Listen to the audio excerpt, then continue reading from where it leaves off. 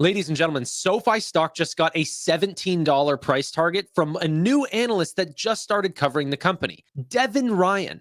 Now, if you guys don't know this name immediately, he is one of the top analysts in all of Wall Street, let alone the financial sector, for which he would be placed up amongst the very best. He's currently number 14 out of 9,437 Wall Street analysts, and even higher whenever you compare it to the 40,000 top experts that they cover on tip ranks.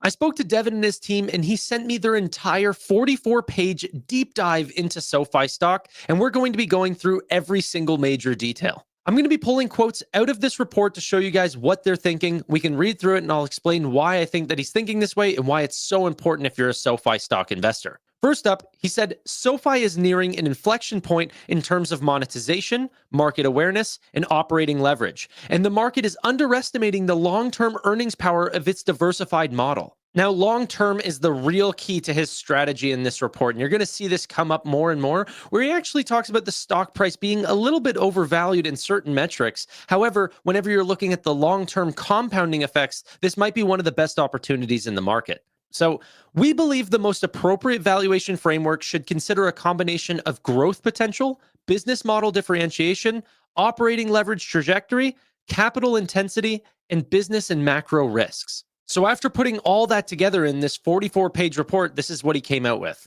Our $17 price target represents a nearly 40% upside from the current price and is based on applying a 15x multiple on our current 2026 adjusted EBITDA estimate.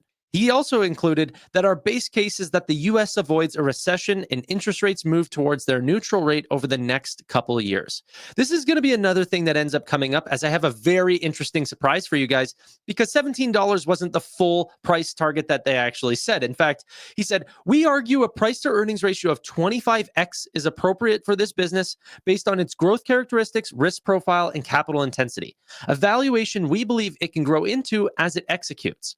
Applying a forward 25 PE to our 2030 estimate EPS implies a 2029 price of $45 a share, approximately a 4x from where we are today. We would need to apply an unreasonably high discount rate of 30% to get to the current price. Applying a more reasonable discount rate of 13% suggests a current fair value of $25 a share.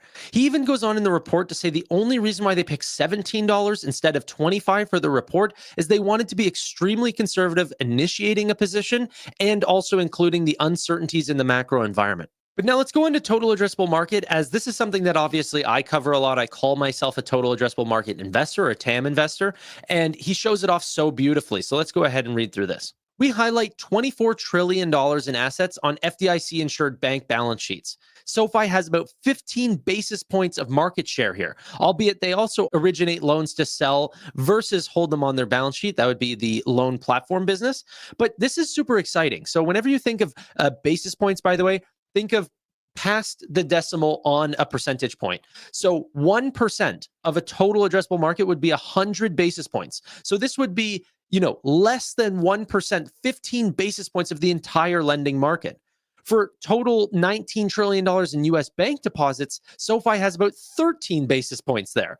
A US brokerage and wealth management TAM of about 40 trillion, SoFi doesn't even really make a mark there. And if you also include the 10 trillion in US credit card purchase volume and about 1 trillion in revolving balances, SoFi has so much market to go after here. Everyone likes to say boring bank, but there's a reason why the S&P is so full of financial companies, and why Warren Buffett's own portfolio is so full of financial companies is because the market is huge and they make a lot of money. Now, as for the tech platform, the thing that everyone is so excited about, the technology segment targeting the AWS of fintech, addressing an estimated $20 billion of TAM, or total addressable market, with clients like Chime and Robinhood, and they're only about 1 to 2% market penetrated today. Now, he did go on to say, and this is not just the tech platform, but not to mention, we anticipate the firm will expand into new product adjacencies and geographies over time, increasing the addressable market opportunity. Now, let's go through their earnings expectations. A lot of this report was going historically and actually talking about what has actually happened. What I wanted to pick out were his expectations going forward to see why he would put on such a strong price target of anywhere between $17 to $25. Starting with revenue expectations. Looking ahead, we project 25% revenue growth in 2025 and 22% in 2026, with bottom line growth far outpacing top line due to operating leverage. Now, he means bottom line, he means, net income, EBITDA, the lower down the actual income statement. But I still think that these are very conservative numbers. 25 for 2025 seems low compared to what the loan platform business is doing for SoFi, and 22% in 2026 even lower.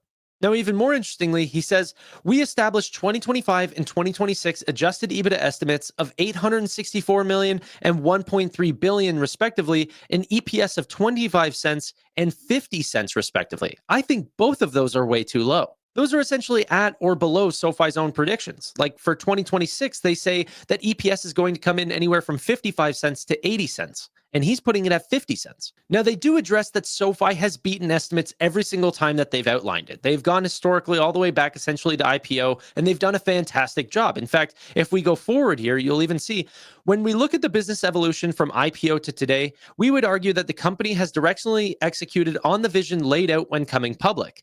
And we are confident in this management team's ability to communicate with the street while setting a bar it can meet from here. However, he goes on not just to meet the bar, but also to succeed it. The company also projects 20 to 25% annual EPS growth beyond 2026, which we estimate will likely be conservative. If we look out even further, we estimate the company can achieve revenue of $9 billion by 2030 and $1.75 of earnings per share, highlighting the exponential potential relative to the 15 cents generated in 2024. Now, to show you how bullish this is versus what Wall Street is currently expecting, they currently have 2030's EPS at $1.06 and revenue at $5.6 billion. That's much different than what we see from the $9 billion plus to $1.75 plus. So a much higher expectation than the rest of Wall Street. Now, let's also talk about their margin expectations as they're quite high. The company reported a 26% adjusted EBITDA margin in 2024, and they're guiding towards a 30% incremental margin in 2025. And longer term at scale, we estimate EBITDA margins will exceed 40%. That's 10% higher than SoFi has ever said that they wanted to guide for.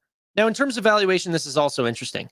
It screens high on a trailing PE basis and even on a 1 to 2 year forward basis, meaning the stock could be looked at as being expensive. However, because we estimate EBITDA and EPS growth will far outpace our low 20% revenue growth estimate, the valuation becomes even more attractive when mapping it out long term. And even going forward, whenever compared to its companies, they say it's actually at a discount to most of its peers, trading in a range of 7 to 16 times 2026 estimates. Now, this is where it gets really exciting. When Devin Ryan and his team then go to Wall Street to say, hey, you guys probably need to re-look at this company. So he says, we see a case for a re-rating in this stock. We believe that the market is anchored to legacy perceptions, over-indexing on SoFi's lending roots and underappreciating the margin potential and capital-light nature of its evolving platform. Like literally a shot against all the people that are calling for $6 price targets, $8 price targets, saying everything about SoFi's lending practices, where Devin Ryan is now re-looking at this company with fresh eyes and seeing that this company is more than just a lending company. This is not a student loan business. This is an entire full-fledged financial ecosystem, and they have so much left to go. SoFi has the flexibility to lean into growth, make opportunistic M&A moves or mergers and acquisitions, potentially acquiring new businesses, or accelerating stock repurchases if appropriate, buying more stock back to artificially increase the stock price, all of which could further catalyze a re-rating in the stock. Investors are still underweight in the fintech IPO class of 2020 to 2022, which could drive positive flows to stocks like SoFi if demand grows over time as we anticipate. We believe the winners are emerging with more sustainable businesses. Now, talking about SoFi's sustainable business, let's talk about their powerful accelerating flywheel effect, as Devin Ryan puts it.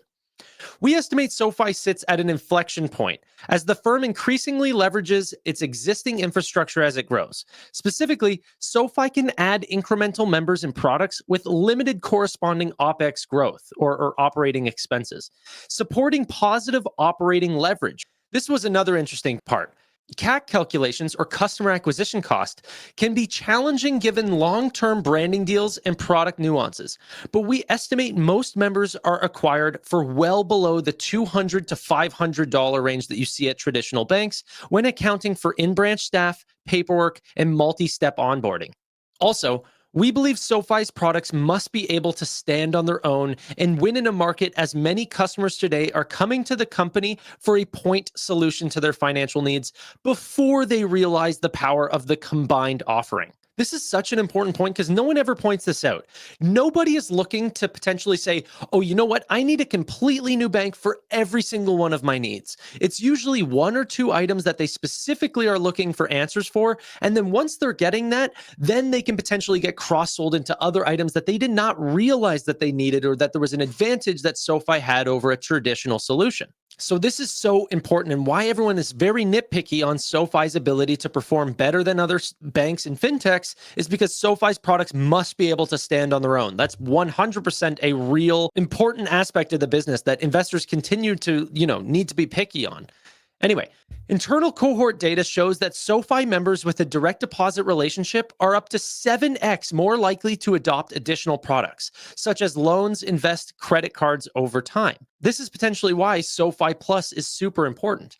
Now, they also go on, and I didn't make a slide out of this, but it's very important. They said about 1 million users are on SoFi Plus. This has all been through direct deposit. However, with the new membership tier that they have an additional 9 million users, potentially even 10 million if we have 11 million users now, that are not on SoFi Plus. And so this new subscription revenue can now potentially add on SoFi Plus users that don't even have a checking account.